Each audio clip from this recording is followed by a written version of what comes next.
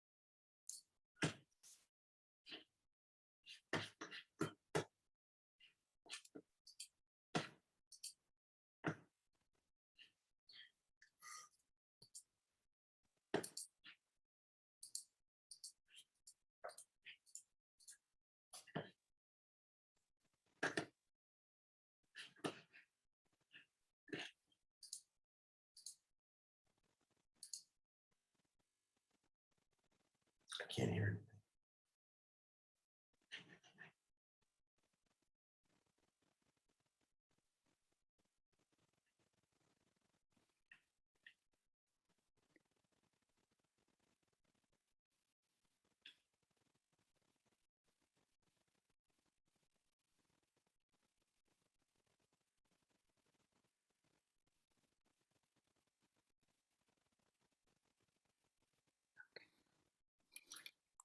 Karen?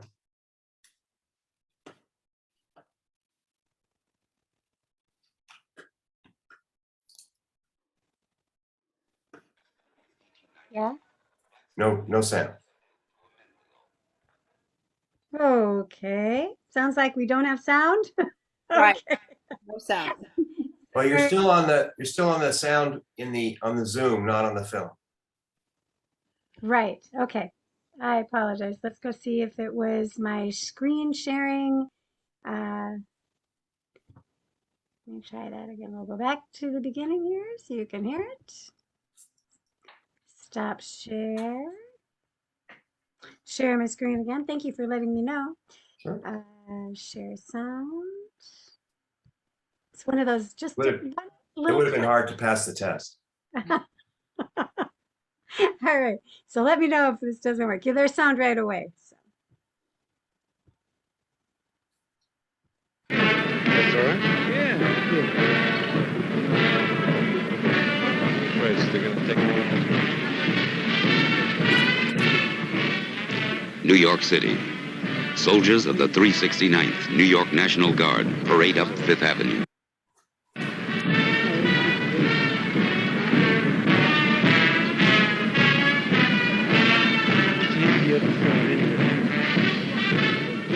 Many of these men are the sons and grandsons of the old New York 15th Infantry, the Harlem Hellfighters, who became famous in France as the 369th, the old Rattlesnake Regiment.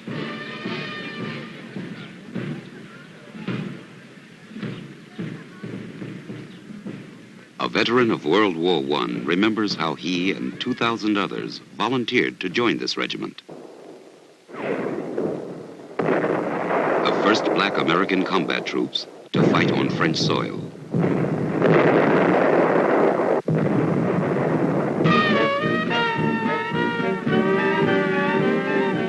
He also remembers how his regiment marched up Fifth Avenue while thousands of New Yorkers cheered.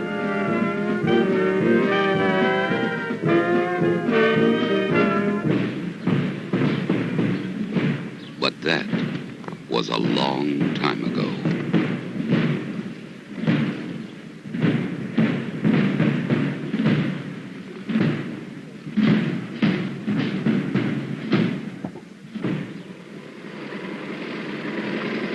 New York, 1913. State military law made no provision for young black men, or even the black veterans of the Spanish-American War, to join the New York National Guard.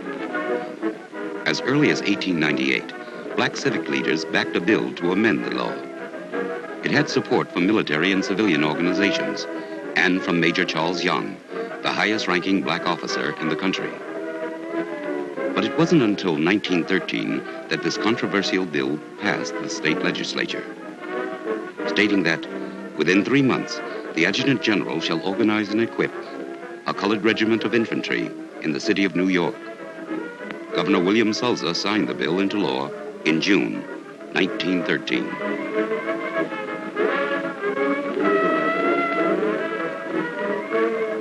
The bill got lost in political changeovers in Albany. 3 years passed. Nothing was done. In June 1916, Governor Charles Whitman finally appointed someone to raise the regiment. William Haywood, lawyer from Nebraska, veteran of the Spanish-American War, and colonel in the National Guard. As Public Service Commissioner of New York City, Haywood was familiar with the neighborhoods from which he would recruit. San Juan Hill, the Williamsburg section of Brooklyn, and Harlem. Men in search of work had brought their families from the British West Indies and from all over the South. Men like Frederick H. Williams. When I left the South in 1901, I was about 18 years old. Came to New York. I've been here ever since. But I did a little of everything when I first come here. Elevator, cook, shine shoe, or anything, and then fight like hell to save my life.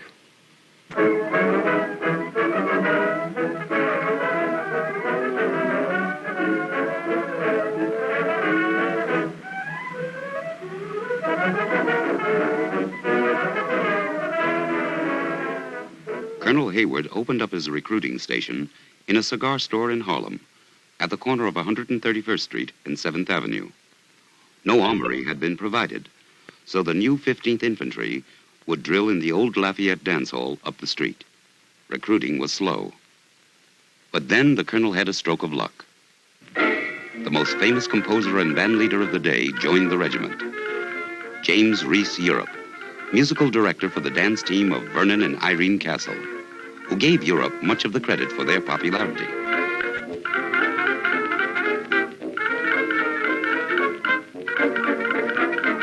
A highly disciplined composer and conductor, Jim Europe organized one of the first black musicians in the country.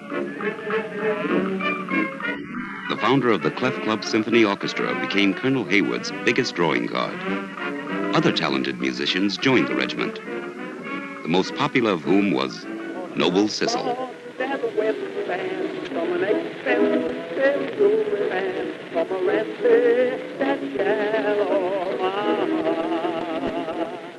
Another friend of Jim Europe, and one of the first to lend support to the new regiment, was Ziegfeld Follies star Bert Williams.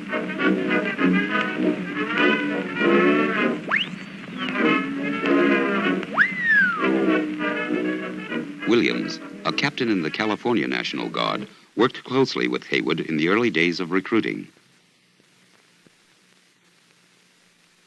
Recruiting for an outfit that didn't even have rifles. Oh, well, there was training with broomsticks and wooden guns in Central Park, Morningside Park, Manhattan, all over here. We train all around there, running around with broomsticks down the street. Soldiers marching with sticks. Bunch of cuckoo guys again. Sergeant Noble Sissle, drum major, and First Lieutenant James Reese Europe, bandmaster. Harvard track star Napoleon Bonaparte Marshall, captain and the regiment's lawyer. Charles W. Fillmore, captain, Spanish-American War veteran. George C. Lacey, first lieutenant from the 8th Illinois. Major Whittemore and Captain Tandy. Arthur W. Little, major, owner of a printing firm. Lorillard Spencer, major, aircraft engineer and military secretary to the governor. And Hamilton Fish, progressive in the New York State Assembly, who had been a first lieutenant in the 71st Infantry, New York National Guard. I joined in a very peculiar way. I served in Plattsburgh a couple of years, a couple of summer training camps, and I was recommended for a captaincy unanimously by the officers, so I went up there to take my examination. They call it, I had to appear up in Plattsburgh the next year. And in the meanwhile, I had studied the drill regulations and hired someone to teach me, and I knew them backwards. So I knew I could pass any examination very easily. And then if they wanted to ask me in government history, well, I'd gone to Harvard and graduated with some honors, and could have done that too. So I met an old major up there who didn't know me, and I don't suppose he was made a captain till he was well over 50 years old, and he was about 60 then, and a major. And when he'd heard that I was recommended for captain, and I was 27, he thought I was much too young to be a captain. Well, I tried to argue with him. And I said, no, I've served 3 years in the state legislature. I went graduate honors in Harvard. I was captain of a football team that won the national championship, and I've done pretty well in business since. And I think I'm old enough to be a captain at 27, and I couldn't persuade him. Unfortunately, I didn't know at that time what I know today, that I had a direct ancestor in the Revolutionary War, Desmond-Fish, my great-grandfather, and I have the commissions signed in 1776 making my great-grandfather a major at the age of 18 and 3 months. When I was turned down for a captaincy at 27 years of age. And they wouldn't let me even take the exam because he said, if you take the exam, I'll ask you some questions about cooking in the drill regulation, which you don't know, but I admitted that. I said, I don't know that. But I know the drill regulations as well as you do, and I want you to give me the exam. He wouldn't do it. I said, I'll make you first lieutenant. So I went back to New York the next day, and I met Colonel Haywood, who was just beginning to organize this regiment. He said, will you come in with me as a captain? And I said, I will. And I joined him. I was one of the first organizers and helped build up that regiment. And I'm very proud of my part in it. And it turned out to be a very unique and a fine combat regiment. Training for trench warfare took place in the backyards and vacant lots of Harlem and Brooklyn. Colonel Haywood had enlisted the backing of socially prominent New Yorkers, and on October 1st, 1916, the 15th Regiment marched down Fifth Avenue to the exclusive Union League Club. Total strength, 607 officers and men. In official recognition, Governor Whitman and Colonel Daniel Appleton presented the regiment with the New York state flag. 6 months later, with the declaration of war on April 6, 1917, recruiting was stepped up.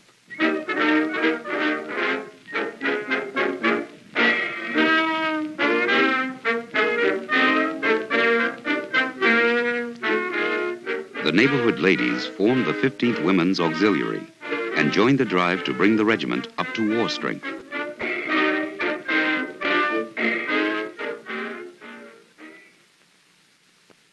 A volunteer from Brooklyn, Melville T. Miller.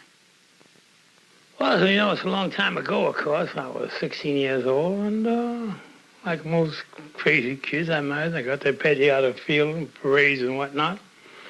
My brother was drafted, and I got that great feeling of a crazy kid, as I said before, and so I went up to the regiment and enlisted. Well, I hung around all day long there, and they said I had to have a parent's consent, and I wasn't old enough, and so they wouldn't enlist me there.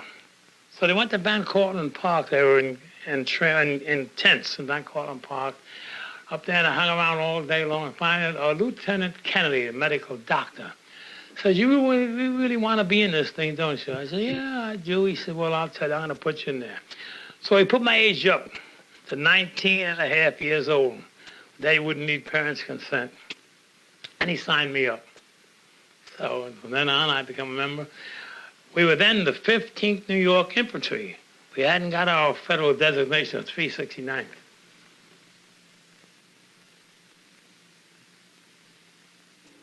Every man felt he was in the best squad, in the best platoon, in the best regiment of the whole damn United States Army.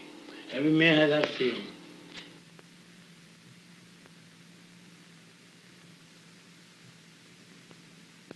At Camp Whitman, New York, in July, the 15th Regiment was called to active duty and attached to the 27th Division, New York National Guard. A month later, they received orders to proceed to Camp Wadsworth, Spartanburg, South Carolina, along with the other regiments of the 27th Division. Spartanburg's mayor and the Chamber of Commerce announced, "It is a great mistake to send northern Negroes down here. We would not mind if they sent us a regiment of southern Negroes. We understand them, and they understand us." But with these northern fellows, it is different. Despite the official protest, the 15th arrived in Spartanburg for combat training. We were down with the entire 27th Division. We weren't down there no more than 2 hours when trouble started with the crackers down south. If anybody hears a cracker, I'm begging their pardon. But we went into a little conflict down there, and to keep peace,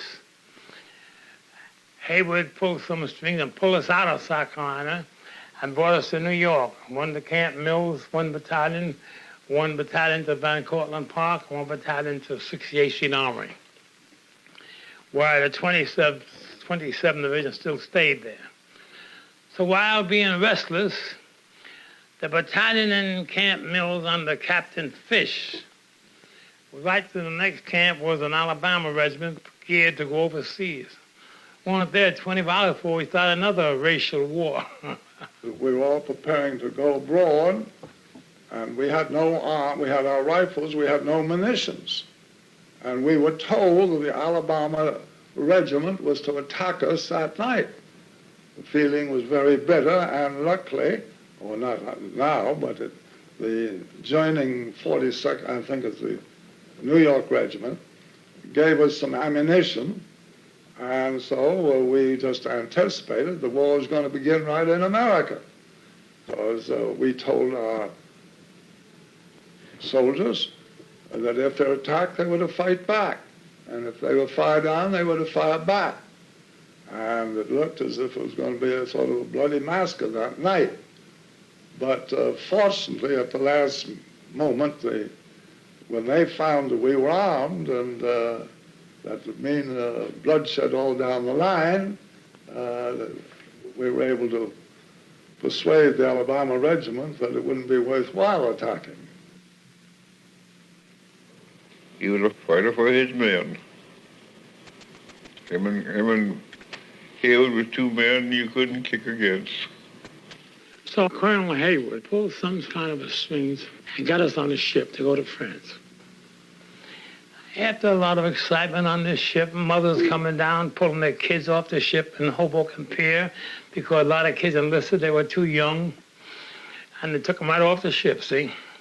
But nobody was there to take me off the ship. So we went to France on a United States ship, Pocahontas. They were still in sight of the Narrows when the engine broke down. The Pocahontas returned to the Brooklyn Navy Yard for repairs, and many soldiers got to spend Thanksgiving Day with their families.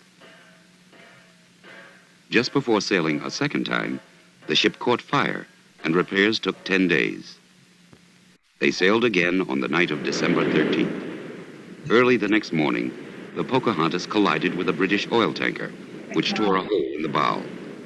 Unwilling to face family and friends again, the men repaired the ship underway and kept on going. On December 26, 1917, Colonel Haywood wrote in his log, "Landed at Brest, right side up."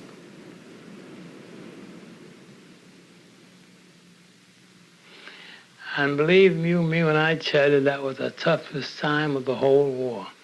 That was tougher than all of the bullets and all of the fight and all of the cooties and all of the hunger. Because we got in Brest, and we got in boxcars and rode all night. And it was so cold, and it was 40 in a car. And we landed in San Jose about 3 or 4 o'clock in the morning. And believe me, it was something. Even harder to take was the hostile reception they got from some United States Marines. The first day in St. Nazaire, that night they shot one of our men. We retaliated. Every time we went and found our old man dead, we find their man dead. The battle got so hot between the Marines and us in St. Nazaire.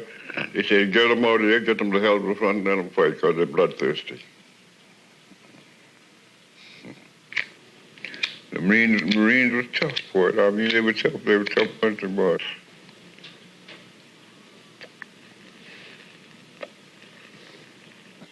And We got into a camp and we stayed there about a month and a half. And we found some other black soldiers there. But they were not fighting troops, they were stevedore regiments. The only black soldiers there were stevedores. But we were a fighting troop, according to our colonel.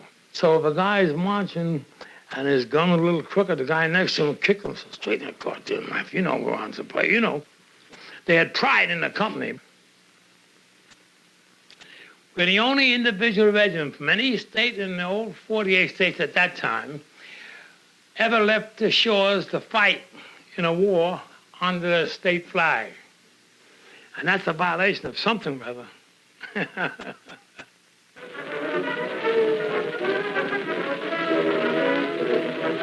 Now, let me stress, I say this with no mental reservation, I say this proudly, we had the best band in the whole United States Army under the command of Jim Europe.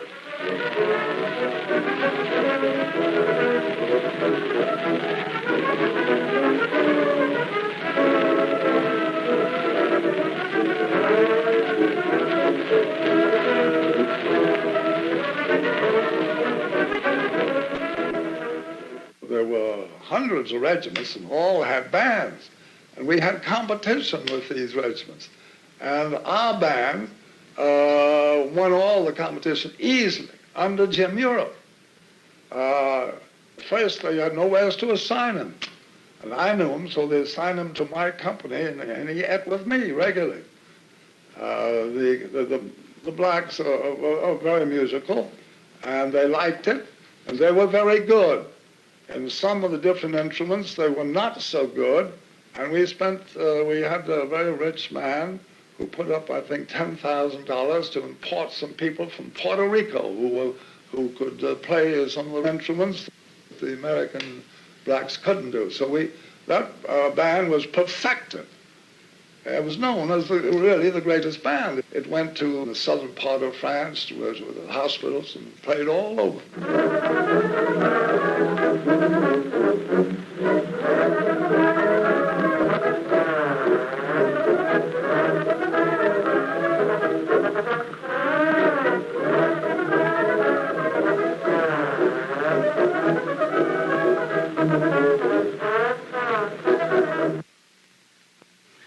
So we laid around San Jose for about 2 or 3 months, going down to the pier unloading ships. To do all kind of details, but not fight. And our Colonel William Haywood, at least I brought over here a fighting regiment, not stevedores.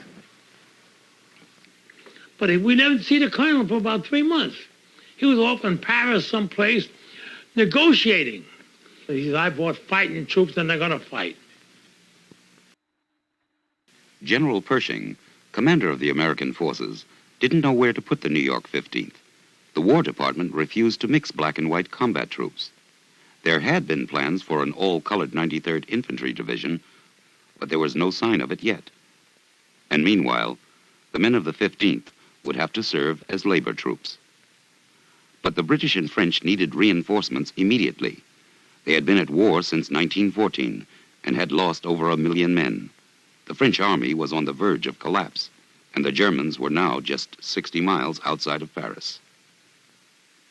It was then decided to lend the British and French 4 American, white, divisions and the 15th Infantry New York National Guard.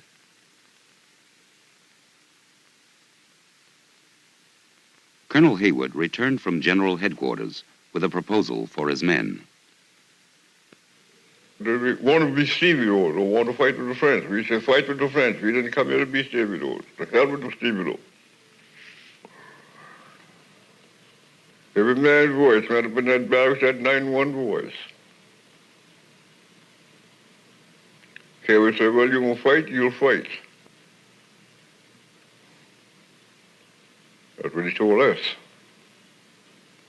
So we fought with the French. And we turned in all of our American equipment. That was our canteens, our rifles, our army belts, and our helmets. We issued French helmets, French rifles, French ammunition, French canteens, and instead of water in the canteen, we issued French wine. And we joined the 4th French Army. The head of that was General Gouraud. He was an old French foreign officer, fought in Africa, he lost his arm in battle, and very fine character. And he liked our troops because he was accustomed to black troops. And we got on very, very well with him. I'd gone to school in Switzerland and knew French, not fluently, but well enough. I had to make the main speech there to them and tell them that our troops were coming, and they were coming so fast that sooner or later we're going to win this war. The French had to make it, had to hold the front until they got there. And we were just the first part of it. The colored troops were there. And Gouraud gave us a great reception. I remember that. When the village bells with a metal rhyme, for I saw that when you stand for Mississippi, that glory man of Pomerantz, that gal for my heart.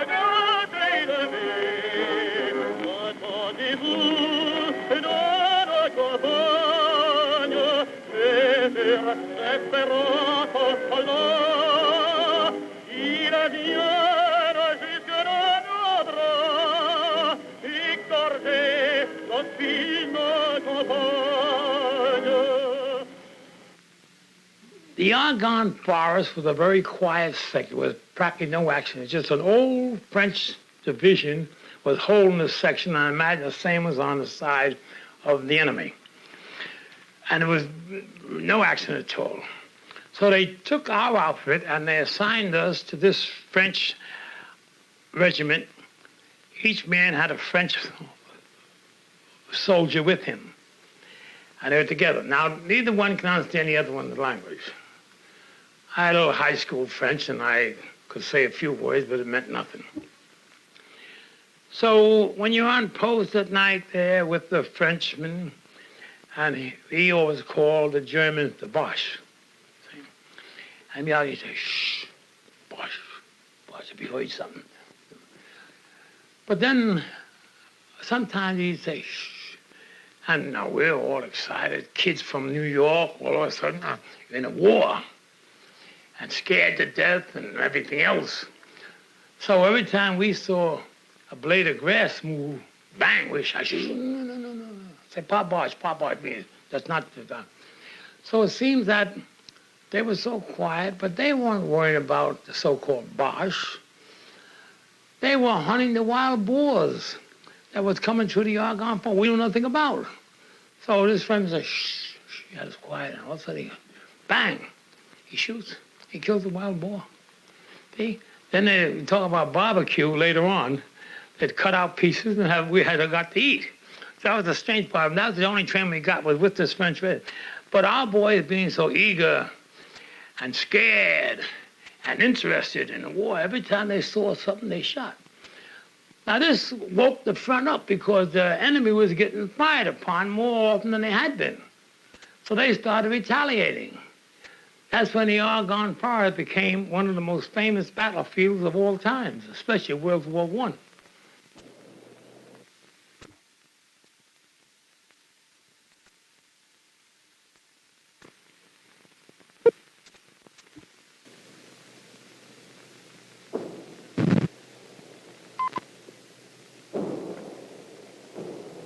Ironically, it was from the French that the men of the 15th learned for the first time their new federal designation. They were now the 369th U.S. Infantry Regiment. By the end of May, the regiment was under fire in advanced positions. A major German offensive was expected at the end of May, but the attack didn't take place until July 14th. Exactly at midnight on Bastille Day, the German guns opened fire. Ironically, and the Battle of Champagne-Marne that the men began. Of the 15th learned for the first time the federal designation. They were now the 369th U.S. Infantry Regiment. By the end of May, the regiment was under fire in advanced positions. A major German offensive was expected at the end of May, but the attack didn't take place until July 14th. Exactly at midnight on Bastille Day, the German guns opened fire. The Battle of Champagne-Marne began.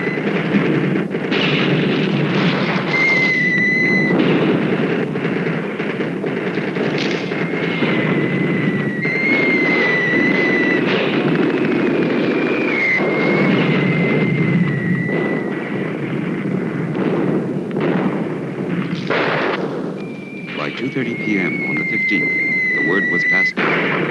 All along the line, the 4th French Army had held. A letter arrived from General Gouraud. It's a hard blow for the enemy. It's a beautiful day for France.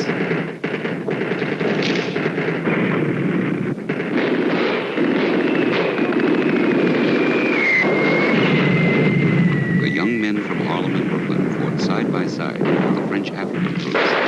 The Senegalese. By 2:30 p.m. on the 15th, the word was passed down. 2nd Moroccan Division. All along the line, the 4th French Army had held. Good, very good fighters. A letter arrived from General Gouraud.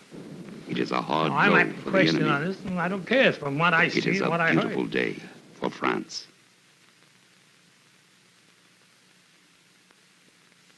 Sorry. The young men from Harlem and Brooklyn fought side by side with the French African troops, the Senegalese, and the French 2nd Moroccan Division. Well, the Moroccans were good, very good fighters and brave fighters, except one thing. Now, I might be questioning on this, and I don't care from what I see and what I heard. They could not stand the shell fire, the loud explosion of the big guns. They figured it was something from the heavens. But for fighting, they used to go over the top with their rifles slung over their backs, with their knives in their hands. They were game, and they wouldn't take no prisoners. They wouldn't take no prisoners. Now, I can say this without fair contradiction. I might be wrong in the amount, but it's something like 200 or 500 francs the French government paid every Moroccan who brought in a prisoner alive. I could have brought in 1,000, I wouldn't get a quarter. But they didn't bring in any prisoners. They killed them. They cut their ears off, strung them on a string, tied them around their waist. That was it for the Moroccans. They shaved without lather. What more can I say about the Moroccans? And there was no racial prejudice. They were all colors and all shades. They were black with kinky hair. They were white with blonde hair, but they're all Moroccans. But our boys was pretty good with their knives, too. Henry Johnson and Needham Roberts, two boys in the platoon commanded by Lieutenant Pratt.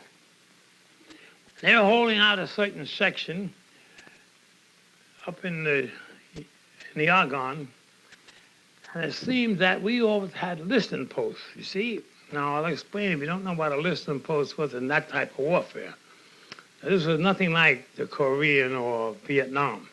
See, when the troops are holding a trench, very little activity, every night they had a post set maybe 200, 300 feet from the main body in the trench. And every night they put 2 men out there just to listen and warn if there was going to be a sneak attack. But of course the Germans on that were doing the same thing. So this particular night, Henry Johnson, who was one of the greatest heroes, even greater than Sergeant York, which everybody knows of, were out there when these Germans attacked the listen post. Now, approximately 24 Germans attacked. Needham Roberts got slugged almost immediately, and Johnson fought them off. He shot and he cut and he swung his rifle around and he defeated the 24 Germans. Those that didn't wound or kill, cut out. He had 21 wounds in his body, but he refused to die. And it took Johnson and Roberts. We finally got out there in the morning and dragged their bodies back. They weren't dead, and both lived through it. Sorry to say today they're both gone. I'm sorry to say today I can say almost anything because most all of them are gone. I'm 75 years old, and I was only 17 then. So it ain't many guys that were 25 or 30 that's here to contradict what I'm telling you.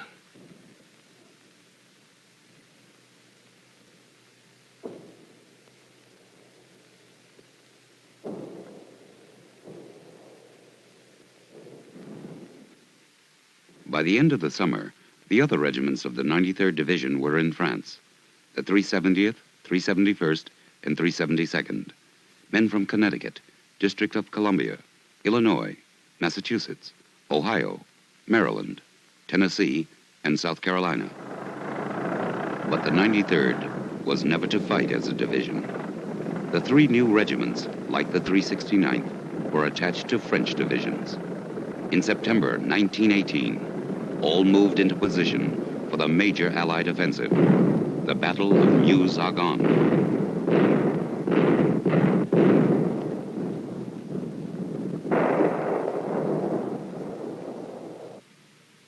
But when we started up the hill that day in Argonne Forest, it was hell up here loose. Company M over here, the French Blue Devil on this side. And Company C, we're going up the hill, then a yell, and that yell was a signal.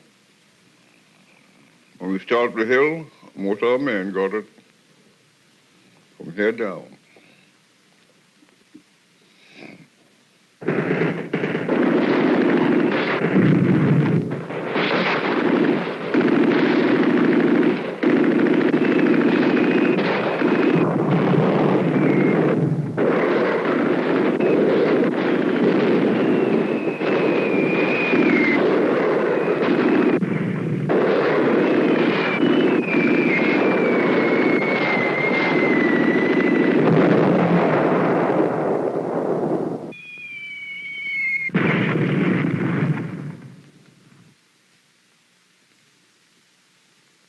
The final War Department report. The casualties of the 4 black infantry regiments of the 93rd Division. 3,925 killed and wounded. Frontline trenches in Argonne Forest. You see, I'm going to tell you. I'm sitting here talking, but I don't like it.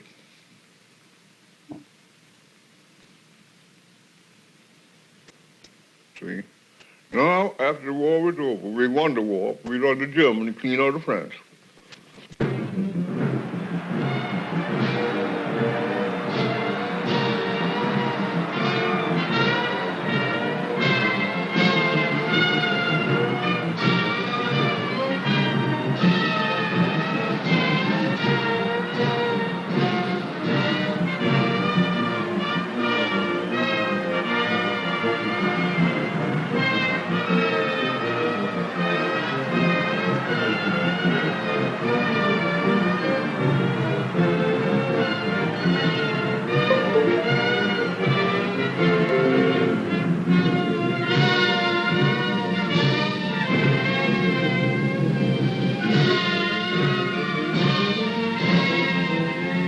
And as advance guard of the 4th French Army, we were the first troops to go into the enemy territory in Alsace-Lorraine. Beautiful place.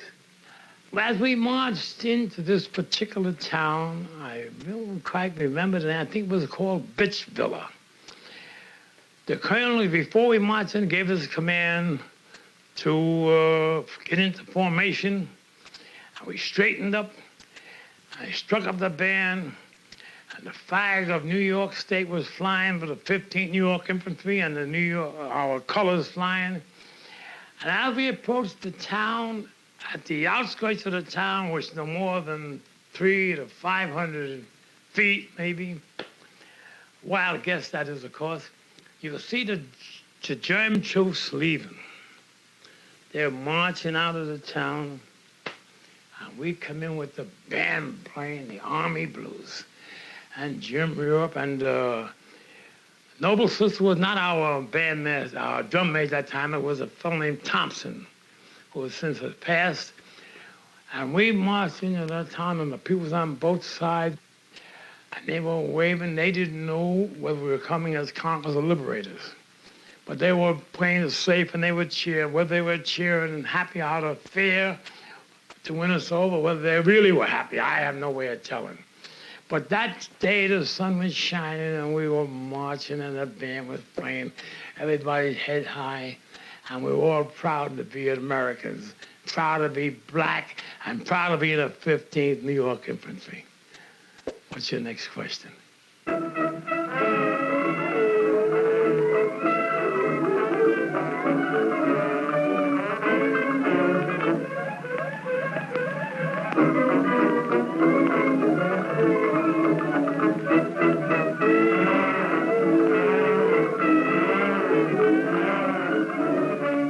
We spent 191 days in the frontline trenches.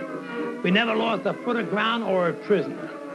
So I think that's a greater record than my medal, because my medal is unimportant. I can sit here and brag all day long. But the medal I got, every member of our outfit got. The entire regiment was decorated with a Croix de Guerre by the French government. I had an individual citation plus the medal, but the Croix de Guerre, the Cross of War, was given to every man in the 15th New York. We carried on our flag today.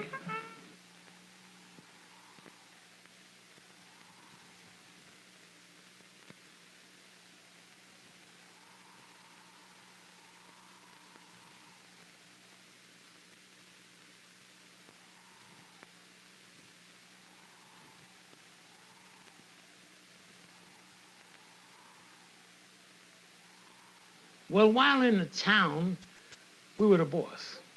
Our colonel was just like the town mayor, and we were policemen of the town. We stayed there quite a while. And as the sons and husbands and fathers who were serving in the German army started to come home, we didn't know what they're planning, so the colonel gave orders that no more than 2 or 3 men could get on the corners and discuss things and whatnot, so we had to break that up. So we had the whole play of the town. And of course, the men liked it because the women seemed to be very much excited. There's something they'd never seen black people. They might have read about them in their books, but never seen them. The kids used to run up and want to run the hand in the face, see if it would come off, you know. And the women played up there, and the men had a ball. They loved it there because whether these gals, I don't know yet today as I look back at my age of 75, whether they were giving in to these soldiers in fear, or just they were a novelty, or just whether they were just loose. But all the women couldn't be loose. And so it was a wonderful thing. We had no rapes, no crime, nothing on ours. We did nothing to disgrace ourselves, but we had a ball.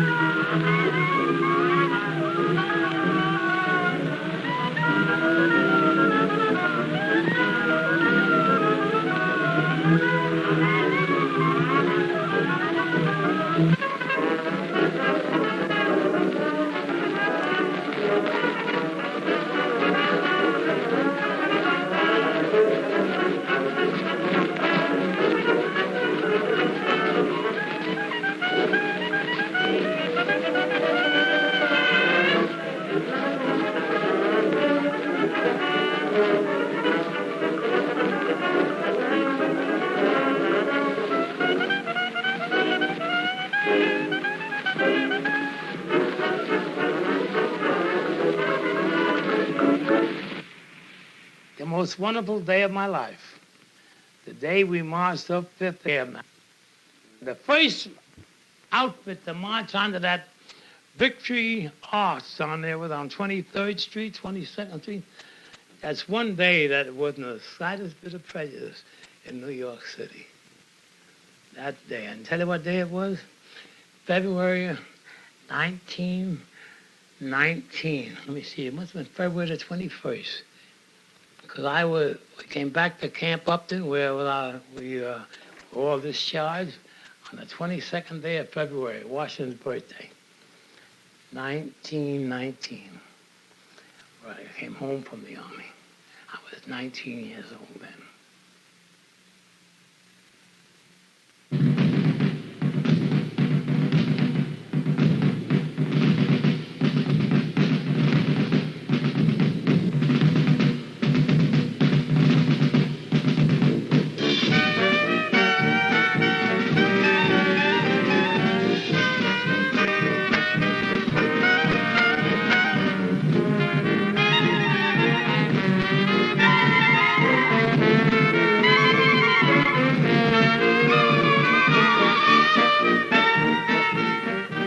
As we marched along up Fifth Avenue, everybody was astounded because we used a new mass formation, 16 abreast. And it was never seen before in this country. It was a formation we learned in France from the French instructors. And it was quite a sight.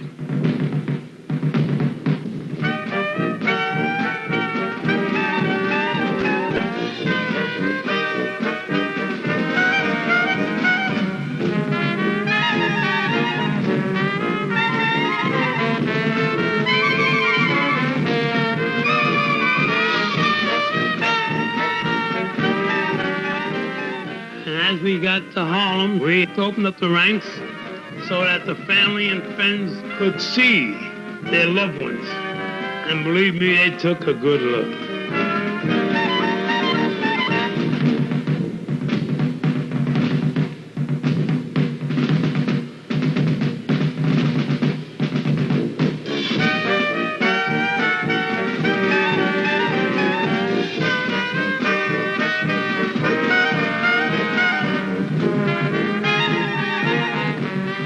Everybody wanted to see Henry Johnson.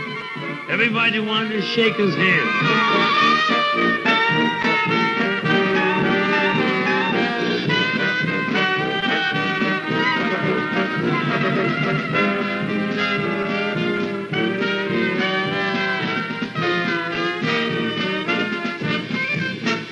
Oh, terrific.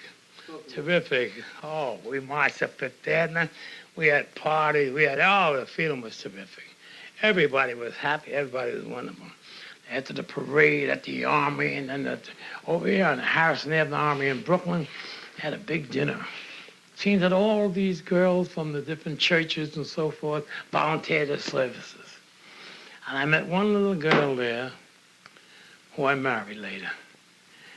And I stayed with her for 52 years. That's the picture you saw upstairs. And she's gone. She died in 72. But I met her at that reception coming home from France. No, God knows how many of them come back, because I didn't come back with the regiment. When I came back in casualty ship.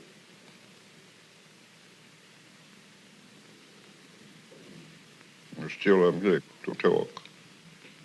Thank God for that. When I came home from the war, I was elected to Congress. Now, I haven't got many blacks in my district, but because I served with black troops, I think all the black troops in the country thought I was their representative. And I would get these thousands of letters wanting compensation and all that. Anti-lynching bill, I put that in. Then there came the Battle Monument Bill, which I had lots of difficulty of doing. And I owed it, of course, and there's an obligation. Those blacks who died, they're fighting for freedom and democracy, as we told them. And I said, these boys fought and died, just the same as the white boys did. fighting to defend their country and fighting for democracy and justice, and they're entitled to this monument as much as anybody else. And so I got it through the House by just putting the pressure on. And we got it through the House, and I don't know what happened to it then. It took 10 years for something to happen.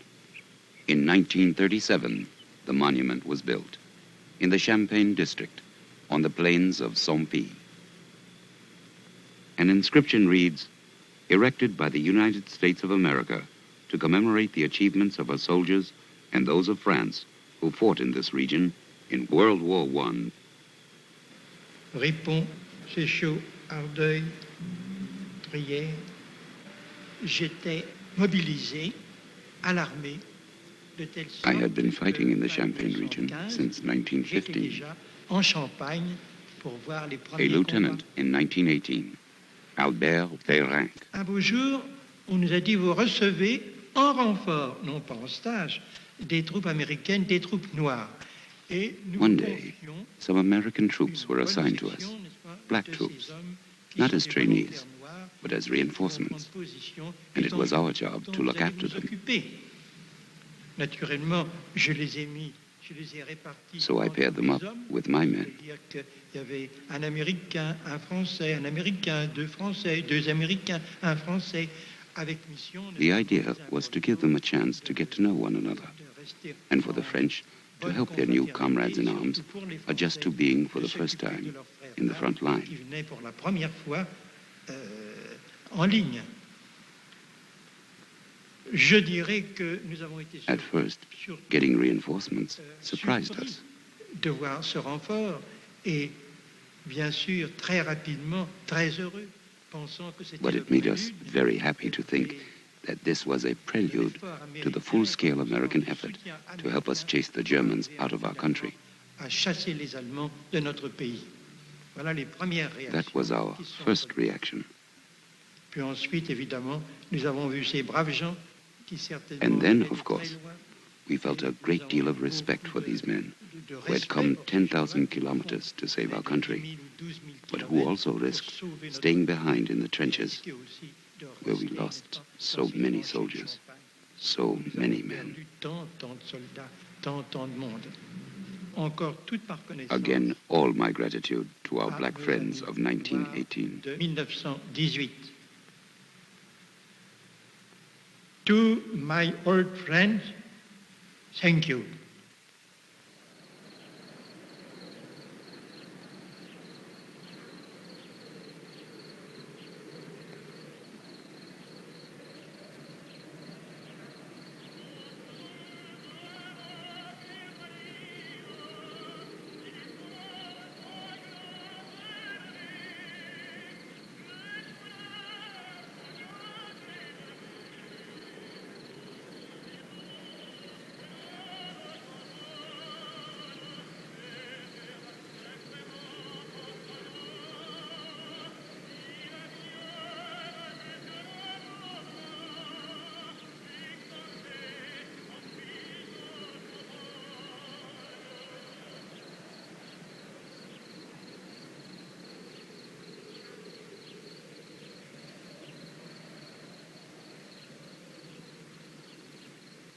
Frederick H. Williams, 103-274.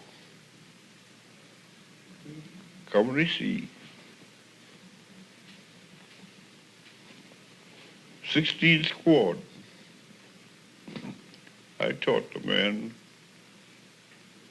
when they come to us. Train them, rather.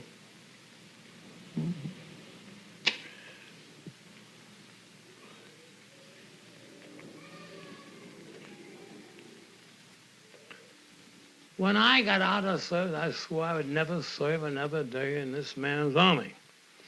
Because I know there's been prejudice and all that, yeah, but it never touched me personally. You know, I went to school, I come home. My father was fairly well fixed. We ate good and we dressed good and went to, and didn't run into these things. But I ran into the army. Oh, the army, so I swore I'd never serve another day in the army. And then, of course, when Pearl Harbor struck, you know, it's the same feeling I had in 1917 when my brother was drafted and the war started. So then I went back in again. See? So that's as simple as that. See?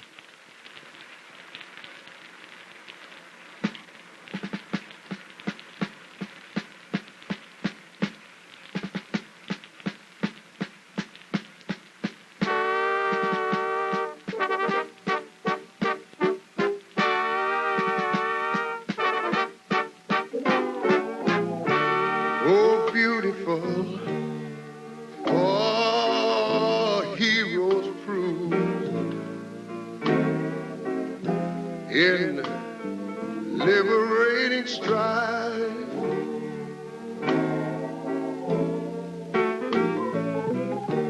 Who more than self, their country loved.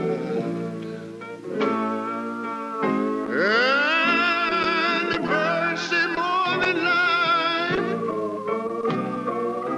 What I'm singing about is America, sweet America, make God thy gold refiner. Oh yeah, till all success be nobleness and every gain divine. You know, when I was in school, we used to sing it something like this. Listen, if you please. Oh, beautiful, oh, spacious skies, oh, amber waves of grain, oh, purple mountains, majesties. Above the fruited plain. Now wait a minute. I'm talking about America.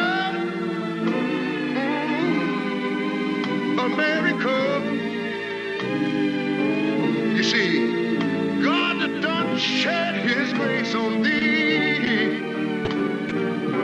Well, all right, then he crowned thy good.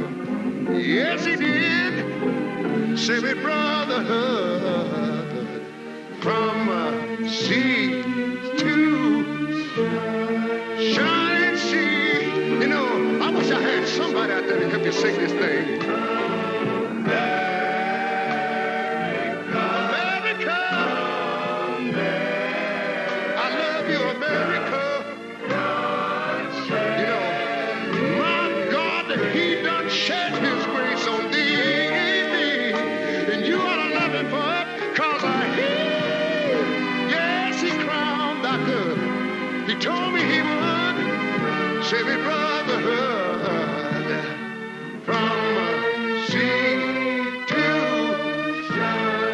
shining sea. Oh, Lord. Oh, I thank you, Lord.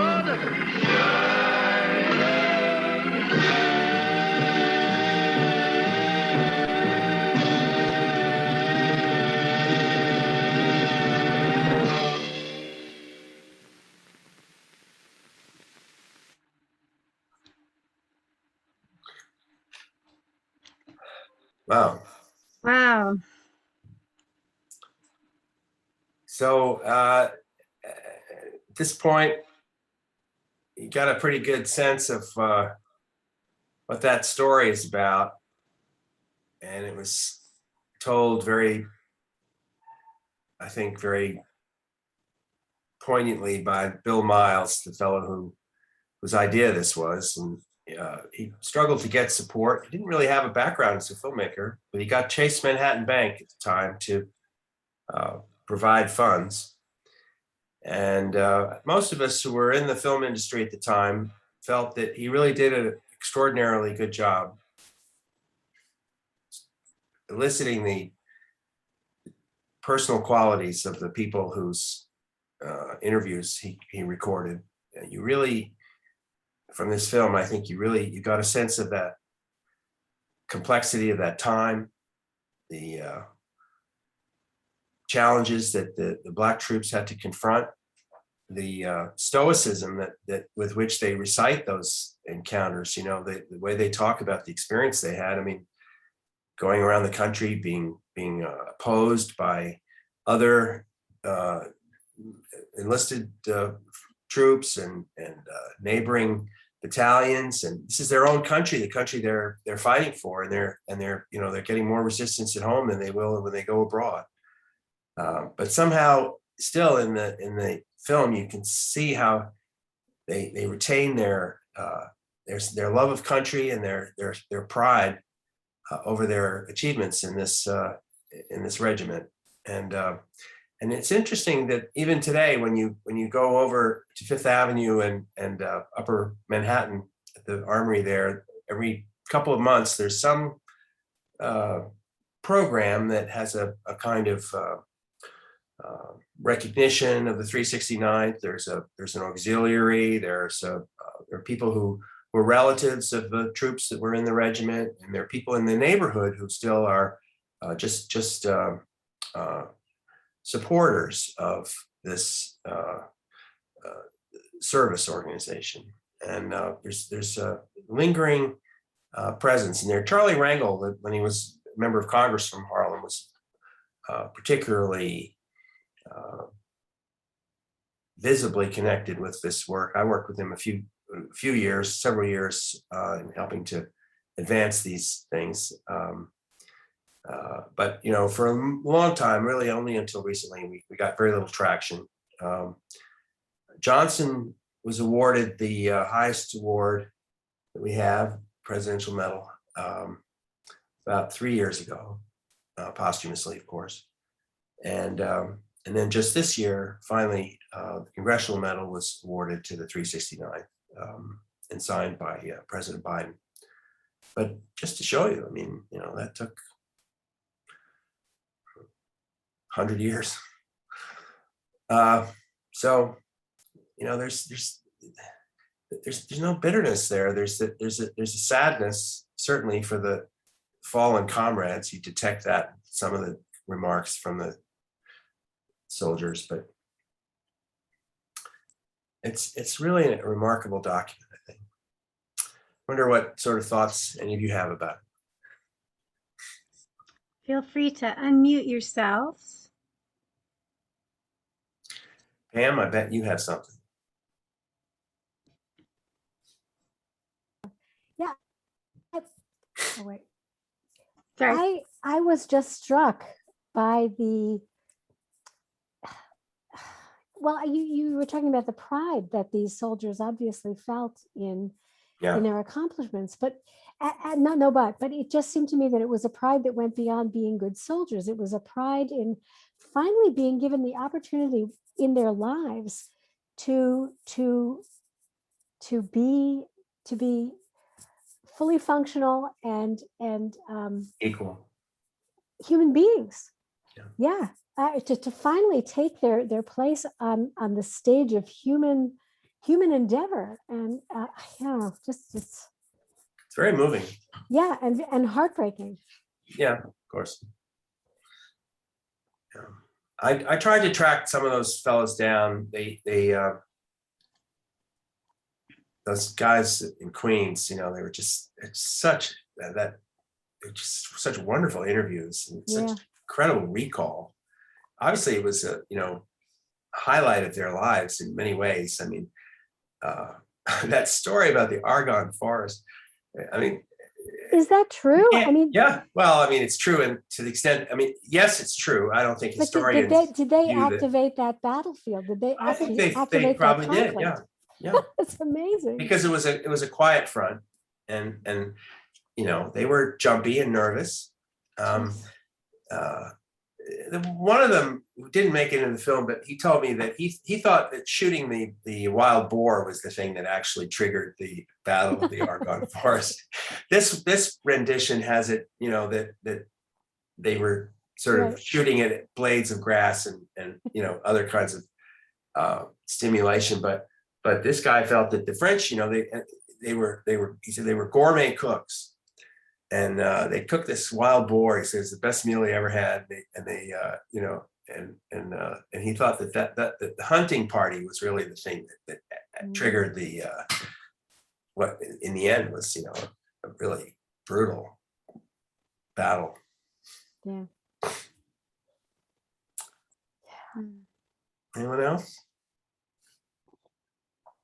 Everyone's so quiet. I'll tell you one story that was very moving. Horace Pippin was mentioned early in this film. Horace Pippin in visual arts was the most accomplished vet in the 369th. He was to visual arts what Europe and Noble Sissel were to music. Those two. I mean, it's hard to put it in real terms for us now. I mean, it would be as if Michael Jackson and Stevie Wonder, were in your regiment. I mean, these were giants, global giants. These people, they introduced their style of music all over the world. But for that period, they were in the band. And Horace was a painter. And didn't really get his due until probably after he died, and I noticed one day, probably about 15 years ago, maybe more, that there was a retrospective of the Horace Pippin's work at the Metropolitan Museum. So my wife and I went up there just to catch what was going on in the museum generally, but also to see this show. Because I'd never really looked at his work very carefully, and I felt a bond with the 369 history. And the show, his gallery, the gallery that had his paintings, was at the end of a very long corridor on the ground floor of the Met. And you went by several other galleries to get to his display. There was like an Asian art gallery, and there were several galleries that had material in them that was very different from the kind of romantic paintings which he was known for. And I was maybe 100 feet from his room at the end of the corridor. And we were walking along and seeing all these other distractions. And I can't explain it. I don't know. I didn't know at the time, and I certainly don't know looking back. But something drew me to my right. Some discernible invitation of some kind that it wasn't concrete. I didn't hear anything. It wasn't like any sort of mental thing. I just feeling. And I turned as we were walking, and on the wall, exactly where I looked, was a photograph of my grandfather looking back at me. And that photograph is in this film. It's you can't tell from the way it's captured in the film, but it's about when it's properly presented, it's about 8 feet long, and it's only approximately, I would say, 10, 15 inches high. And it's a strip of a negative blown up that was a regimental photograph of all of the soldiers in the regiment, several thousand. And in the front row were the officers. And seated in the front row, maybe on his knees, I can't remember exactly, but that big, powerful, athletic person, Hamilton-Fish. And I mean, I could have walked by that picture 1,000 times and never looked at it. I would have noticed it. The museum had hundreds and hundreds of things to look at. You could possibly pick it out. But there was this amazing experience of just realizing that that's who it was. And I actually called Bill Miles, he was still alive at the time, and the director of the film, and asked him for the negative. And took it over to a specialized print shop, custom place, and they made us 2 pictures, and we have the prints of this negative in the library with all the troops and the old congressman in the front row there.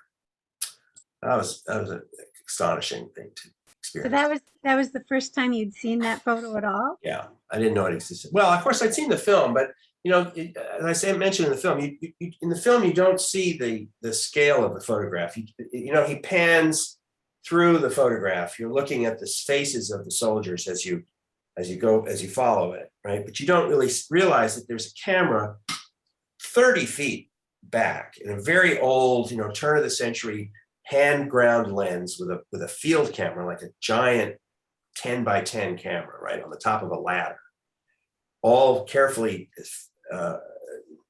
arranged so that there was as little distortion as possible. So he had a negative. By the time he took the photograph, the negative was probably 20 by 20. You've never seen a negative that big, right? It's like vast. And that in those days, that was the way they captured pictures that had a tremendous amount of information, and because it was all analog photography. And so what they did was when they took this picture, only a tiny little horizontal stretch of it were the subjects of the photograph, which were the troops standing in this vast field. Everything else was sky and ground. So they stripped off the top and they stripped off the bottom. You just had this narrow horizontal band, which contained all of that information in perfect focus. And that's how, when they blew that up, that's how we got that famous photograph of all the troops in one place. Interesting. Peter has a question there. Thanks very much for presenting this unbelievable, well put together historic stuff. I'm curious about the band, and unfortunately I totally don't know. I sort of think that the American Revolutionary War had fife and drum, and the Civil War, I believe, had some kind of accompanying marshalling music. And so now I'm finding out World War I. So did every regiment have its own band? I'd be overstating my competence on this to say definitively. I think they tried to,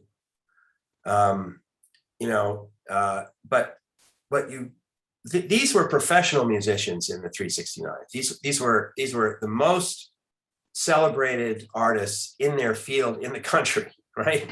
I mean, no, when they talk about, oh, we had this best band, I mean, nobody has any idea of what it would be like to have people of that caliber, in your ranks. Most of these other regiments, they had people who were like, in a high school band or a football band or a like they had some music experience, and they could play an instrument, and they got together under the leadership of a fellow in the regiment who could give them the sheet music, and they could rehearse it, and they probably could do a creditable job with some of the standards.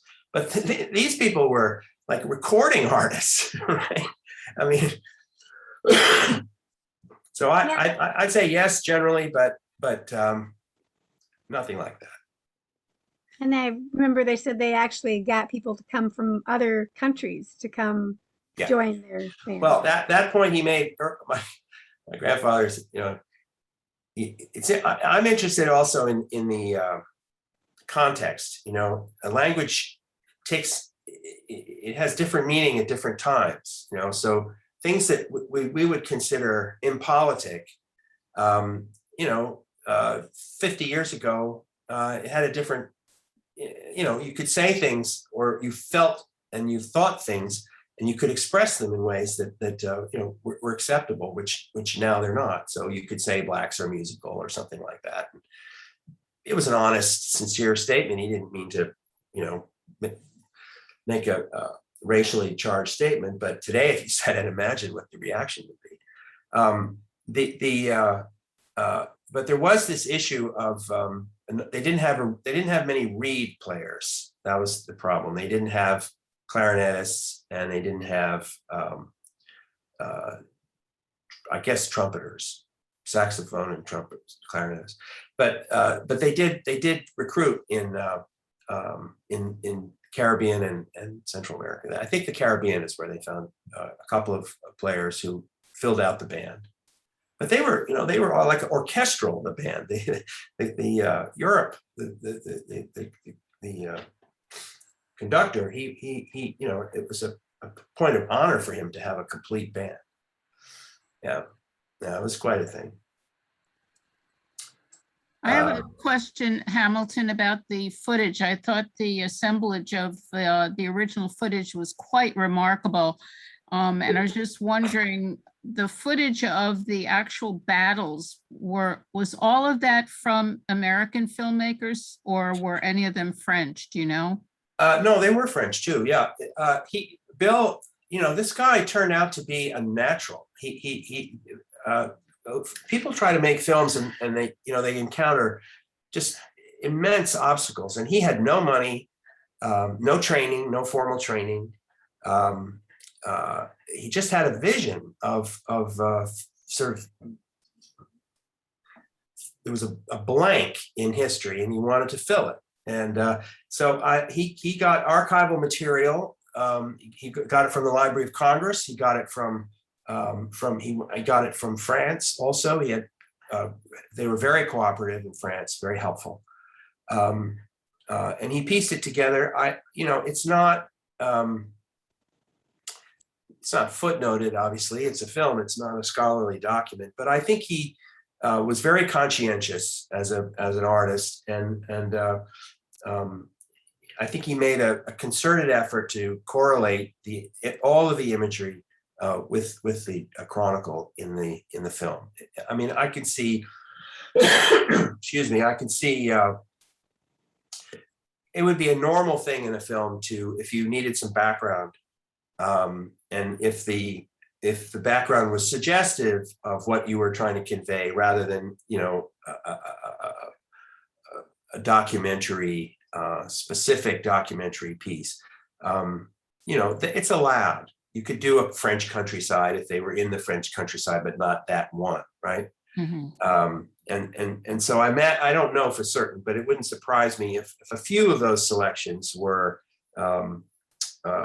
plucked for the purpose of giving you a sense of the atmosphere and the environment and the kind of visual verisimilitude of where these people found themselves. I mean, when the guy was talking toward the end, he said, we went to Alsace-Lorraine, and he commented, what a beautiful place that was. Imagine the experience of first-time travelers, going to these iconic destinations, ravaged by war, and having those memories. And so there was a couple of Alsace-Lorraine pictures, which my guess is were he procured to kind of reinforce the story as it was unfolding in that place. But I don't think that they were like Signal Corps, or they didn't have a strong filmmaking division for the U.S. Army in France in World War I. That changed, obviously, in World War II.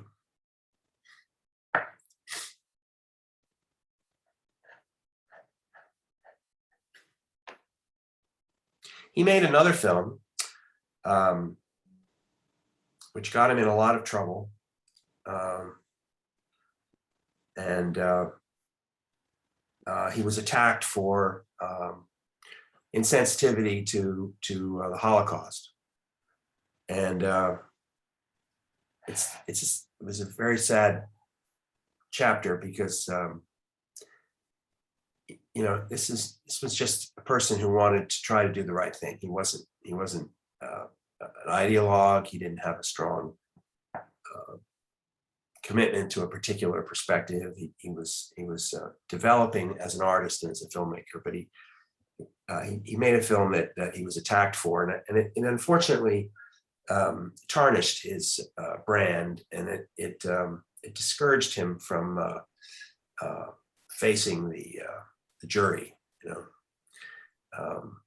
and I think he was wounded by that experience quite badly. Peter, did you have another question?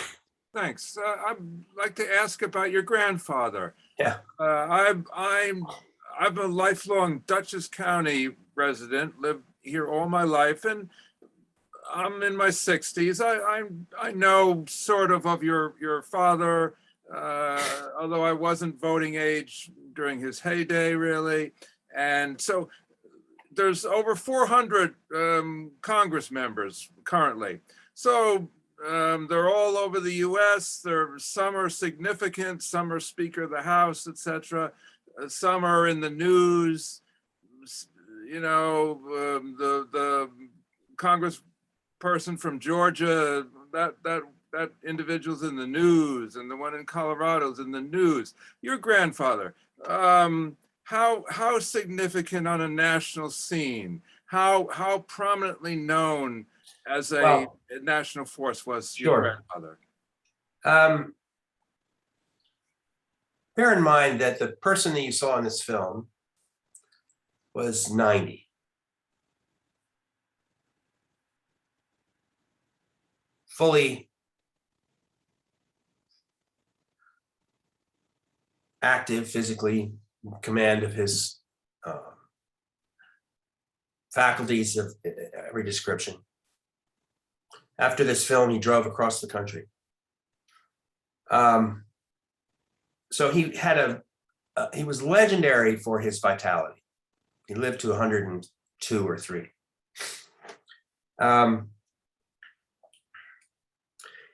And, I'm his grandson.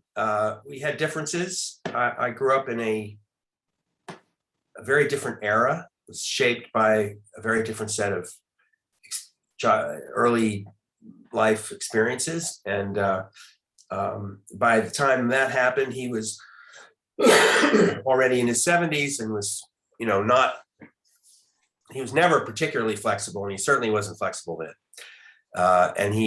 So we had our differences.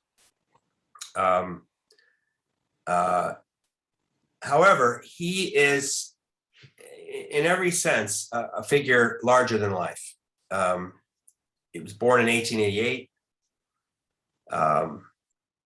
He knew a man personally who knew General Lafayette. So, and he could say this in the late 20th century. In 1990, he could talk to you in a country that was soon to celebrate had already celebrated its 200th birthday and soon to celebrate its 225th. And he would tell you that as a measure of the lifespan of this country, that he knew a man who knew Lafayette. I think it would be difficult to replicate that in 1990. His grandfather was Secretary of State. He was the leader of the anti-slavery movement in the early days of the Whig Party, which he founded. He was Grant's Secretary of State. He was president of Columbia College, Columbia University, many years. Governor of New York. He was a very prominent, much admired person, not a particularly ideological person. He was more known as an effective diplomat, as Secretary of State. And he was voted by the United States diplomatic historians as the greatest Secretary of State we've ever had. And there are all kinds of treaties and acquisitions of land and reconciliations of tensions with other countries that occurred during those 8 years when he was secretary. She's now shaking a little cough.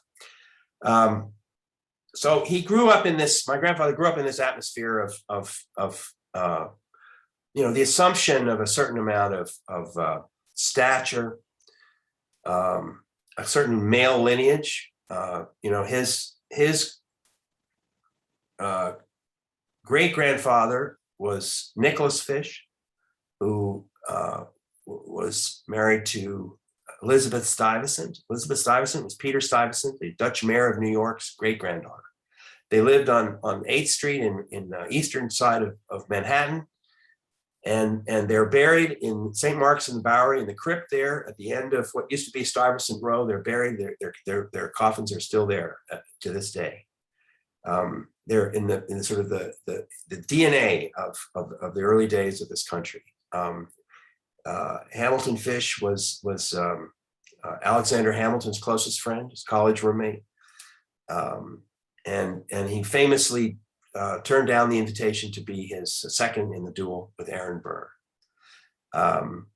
It's a remarkable story, and so he grows up in this environment of a tradition of public service and a kind of male lineage, and he is outsized. I mean, he goes to Harvard. He's a extraordinarily successful athlete. There are still track records at Harvard that he set that haven't been broken. As he says in the film, he was the captain of the football team that won the national championship. When Walter Camp, in later 20 years later, when he assembled the all-time All-American football team, the first of its first designation of this kind, Jim Thorpe, the great Indian athlete, Olympian, was in the backfield, and Hamilton Fish was the tackle. All-time All-American. He started off as a progressive Republican. He was involved with the Bull Moose Party, Teddy Roosevelt. He was a Putnam County legislator. He ran for Congress, became increasingly conservative and virulently anti-communist, and really started the first serious anti-communist legislative movement. He started what was called at the time the Fish Committee. This preceded the Martin Dies Committee, which came later, and then, of course, much later, the Joe McCarthy period. So you're talking about a trailblazer in the anti-communist camp. And unfortunately, the anti-communism, which we can't really judge today because it was different in those times. Communism was a real phenomenon in the world, whereas today it's less so. But so he was a ferocious anti-communist. People thought he was very extreme, off his compass, really. In many quarters, he was considered a laughingstock. And he was particularly unpopular with the Jewish community in this country. He always hung in there with his Black troops and the heritage that he had with the 369th. He mentions to you that he was involved in getting the memorial erected in France. He also was the person who originated the Tomb of the Unknown Soldier, which we just celebrated this past week, the 100th anniversary of that. That was his bill. And he went to those Southern military leaders at the time and demanded that one of the 8 coffins that contained the remains of unidentified soldiers brought back from Europe, that one of them be a Black soldier, so that nobody ever knew which of the 8 were chosen. That's how you get the unknown soldier in the tomb. But we would always have known that it was the possibility that one of them would have been a Black troop in recognition of the contributions that they made. the army refused to go along with it. They wouldn't agree to acknowledging the role of the Black troops, and he fought ferociously for it, and he couldn't succeed. His next real chapter was his opposition to Roosevelt, which was vicious. It was class-based. They were competitors. Roosevelt was his constituent. Ironically, for poor Roosevelt, can you imagine having your worst enemy as your congressman?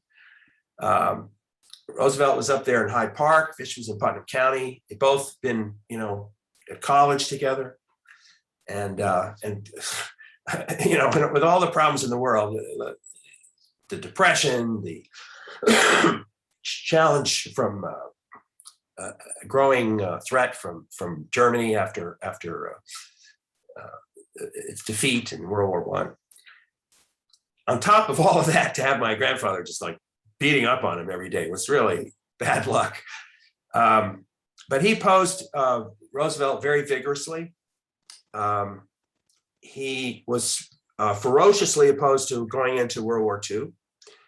At the time, he was the ranking member of the House Foreign Affairs Committee and the House Rules Committee, which is an unprecedented concentration of political power.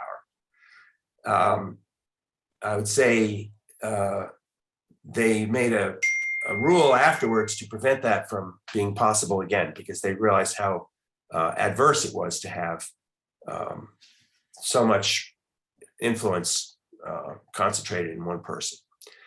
But he opposed going into war.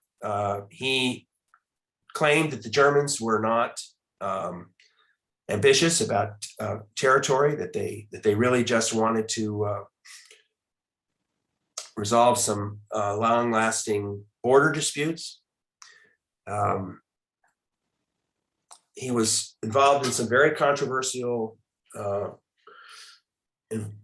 activities in the late 30s, where it was widely perceived that he was representing Germans as a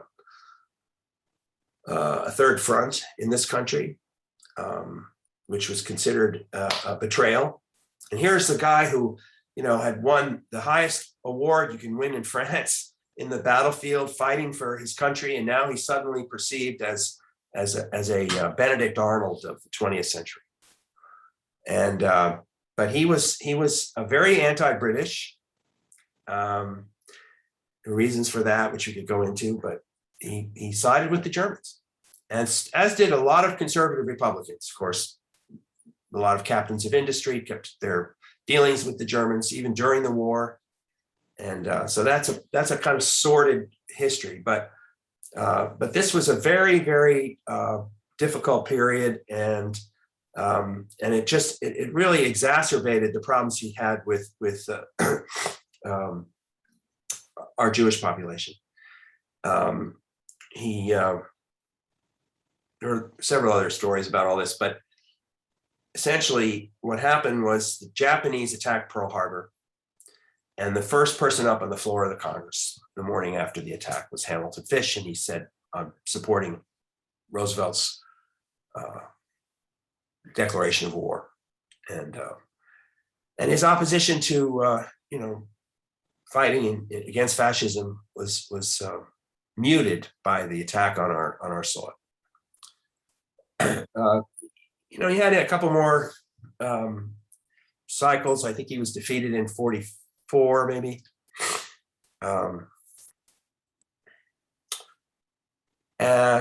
He'd just gotten too extreme, and the country he was out of step with the direction of the country.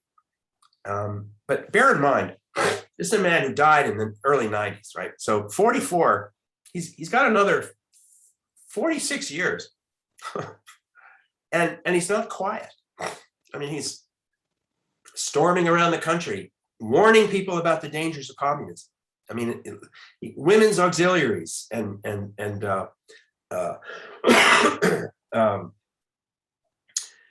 gardening clubs, my schools. He would come and thunder and lightning. I mean, he would invoke the power of Zeus. he would call on the, and he said, if there's one country worth living for, if there's one country worth dying for, it's the United States of America. And he would rally people to this kind of very outdated patriotism, but there was such a power to it, and there was such a genuine passion that he expressed that even if people didn't agree with him, they were so awed by his vitality that they gave him a pass. And by now he's getting much older. He doesn't really, he's not really a threat. But it's amazing how right to his last breath, he was fighting communism. And I'm sorry for going on, but it's such an incredible story. And you asked the question, what was his role? I mean, I think he was certainly one of the most prominent conservatives of the 20th century.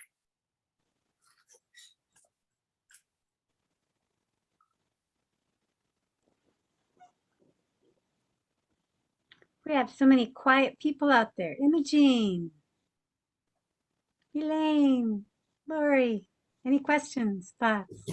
Yeah, I just would like to say this was absolutely fascinating and I enjoyed it tremendously. So thank you so much for putting this on. It's really well done. Great job. Well, you can see that film over and over again. I see new things each time, and it really holds up. I mean, this guy, I cannot tell you. I mean, he's just a fairly simple guy, middle-class guy living in Queens with his wife. No real sense of the scope of all these things, and he plunged into it, and he left us something really special, I think. Mm-hmm. Yeah, I want to see it again. Yeah, good. Great, thank you. Thank you all. Thanks to Karen, always. Yes. What year was the film made? It was premiered in the New York Film Festival in 1977.